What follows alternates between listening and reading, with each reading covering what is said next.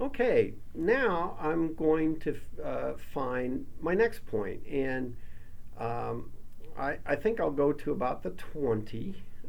We could probably stand, possibly even to only go to the 15, but I'm going to go to the 20, and I need to get my point. So again, I'll start with x3, y3, like that. Add the slider. That gives me that point. And there are the sliders. And 1, 1, well, I can't see it because 1, 1 is up here somewhere. There's 1, 1. And I want to move this down somewhere around right there. And so these, in this case, I'm not sure what changed, to tell you the truth, but it's allowing me to update these as I go. So now I'm going to zoom in again for this x3. I'll zoom in quite a bit. I want to go to 20. And there I'm on x equal 20. And that looks like a good point there, 0.1827. Okay, so I have my next point. And now I need to find the slope and the y-intercept of my next segment, this segment in here. And so once again, I'll do an m, but now I'll call it m2 because it's after x2 here. And now I've got to be careful that I use the right y values and x values. So this is y2 minus y3.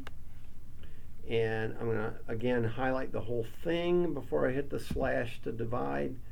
If I didn't, so let me backspace. Now, if I'm here and I don't highlight the whole thing and I say divide, notice it only divides the y3. So that's why I highlight the whole thing. You could also use parentheses to do it. Then x2 minus x3. There's my formula, so there's my slope. I'll hit enter, and again my b2, my y-intercept for that one, is just one of the y values, so I'll use y2 minus the slope, so m2 times x2, and I get minus 0.0887. And now if I plot this one, y equals m2x plus b2, it worked. I've got another line right through here. Now, with two lines, we can see the idea next of creating our piecewise function. Okay, so we need one function from 0 to 10. That's our first m1 and b1. And then from 10 to 20, I need the next one, so m2 and b2. So how do we define that here? So I'm going to, since this is the stigmatization curve, I'm going to call it s. And I'm going to say s of x. And that's my function name. And then equals. And the way we do this is, and I'm kind of doing this from memory, partly just to show you, you know, if I mess it up, I'll go look for help somewhere. But I believe I do an opening brace like that, and now backward of usual notation, I give the interval first. And so my interval, I could do it in symbols from my x1 to the x2. That would be really nice. So you know, I can say x1 is less than or equal to x is less than or equal to x2. So that's my domain. And then I say comma, and I put the function evaluation. And so that was m1 x plus b1. Okay, now then, oops, I think I did that wrong. I don't think I wanted a comma. I think I want a colon. Whoops, what did I just do? I'm not sure what I just did. Oh, I was too close to the X and I deleted it. Yeah, see, I make mistakes too. So we'll try that again. S of X, a little bit faster this time. Open brace, and I'll do my X1 is less than or equal to X is less than or equal to X2.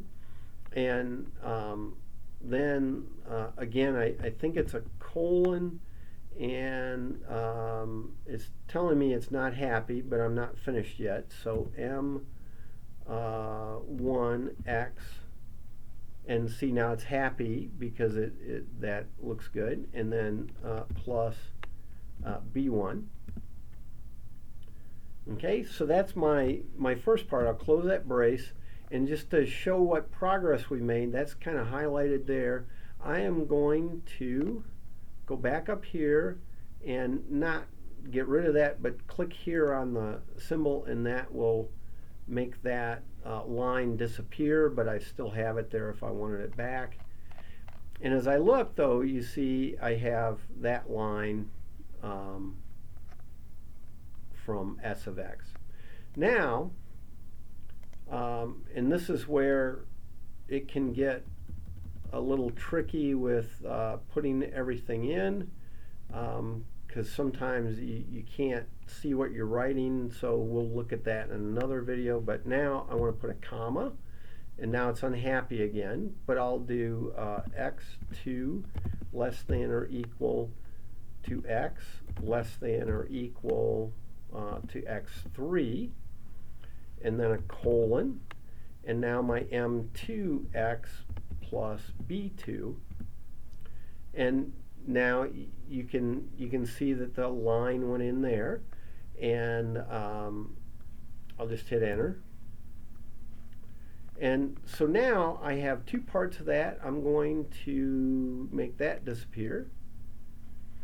And so now if I look at this, I have my S of X, and it's plotted here. And what's nice about using this function notation is, suppose I want to know the value at 5, I can just say, well, I want S at 5, and it tells me it's 0.02925, so just a little bit less than 0.03. If I really zoom in, I have to find 5 here. Here's 5, and there's 0.03, and I'm just a little bit below it, and that's what that says. Okay, so you see I can evaluate things quite nicely. So that gives us 2 segments, and we'll look at finishing this out in yet another video.